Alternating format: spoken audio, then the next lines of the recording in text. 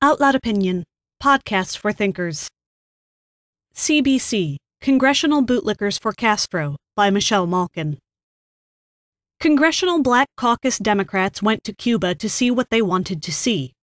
Not since the New York Times reporter Walter Duranty traipsed around Stalin's Russia, filing cheery travelogues whitewashing communist-engineered famine, has America witnessed such disgraceful propaganda tourism. Led around by the nose by the Castro brothers, Representative Emanuel Cleaver declared, quote, "If there is repression in Cuba, we didn't see it," end quote. Somehow the gulags and slums got left off the itinerary. Go figure. The CBC members saw instead a land of milk and honey, fresh air and freedom, shiny, happy people cared for by a kindly, benevolent leader. As Comrade Fidel himself put it in his official statement on the visit, quote, "Persons who move on the streets in an active and almost always happy manner do not match with the stereotyped images that most of the times are portrayed about Cuba abroad," end quote. Representative Cleaver swallowed the Castro Kool-Aid in one big gulp. Quote, "We've been led to believe that the Cuban people are not free, and they are repressed by a vicious dictator, and I saw nothing to match what we've been told." Cleaver unabashedly basked in the cult of Raul Castro's personality. "He's one of the most amazing human beings I've ever met," end quote.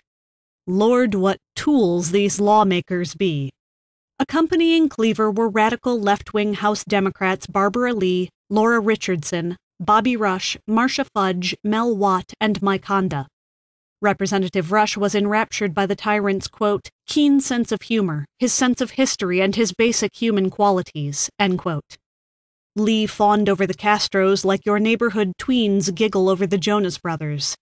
The aging dictator Fidel, quote, "looked directly into our eyes," end quote, she delighted.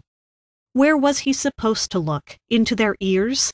He, quote, "was very engaging and very energetic," end quote, she confided. Yes, ask the dozens of independent journalists and dissidents jailed over the last 6 years. Fidel's a veritable fuzzball. It's too bad Castro's American bootlickers jetted back home. Why is it these fervent admirers of the communist regime always buy themselves return tickets before Easter? They might have run into someone with seeing eyes who could have reminded them of the religious oppression the kindly Castros oversee. The U.S. Commission on International Religious Freedom reported last year that, quote, "religious belief and practice remain under tight governmental control in Cuba. Both registered and unregistered religious groups continue to suffer official interference, harassment, and repression. Political prisoners and human rights and pro-democracy activists continue to be denied the right to worship." The panel compiled reports of religious leaders being attacked, beaten, or detained for opposing government actions, end quote. The Cuban Communist Party requires religious groups to register to obtain official recognition.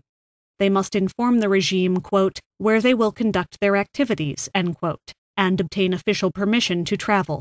The government controls the distribution of Bibles. Processions and worship services outside tightly regulated religious buildings are not allowed without permission of the local ruling official of the Communist Party. The Church of Jesus Christ of Latter-day Saints is expressly forbidden from proselytizing. Religious schools are banned. 2 years ago, the U.S. International Religious Freedom Panel reported a Pentecostal preacher and his family were evicted from their home and their church demolished. A month after that, police raided the Santa Teresita Catholic Church in Santiago de Cuba, beat several persons gathered for Mass who participated in a political protest earlier that day, and detained 18 worshippers. Every Sunday in Havana, a brave group of jailed dissidents' wives walk to a government-approved Mass at an old Catholic cathedral to pray for their husbands' freedom. They are known as the Ladies in White. The group has been harassed and bullied by Castro's henchmen at Easter time for demanding regime change. Their church is named for Saint Rita, the patroness of lost causes. The hopeless sycophants of the Congressional Black Caucus, willfully blind to Castro's systemic brutality, could certainly use the saints' intercession.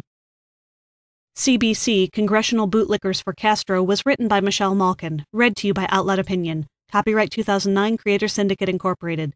For more podcasts of other publications, go to OutloudOpinion.com.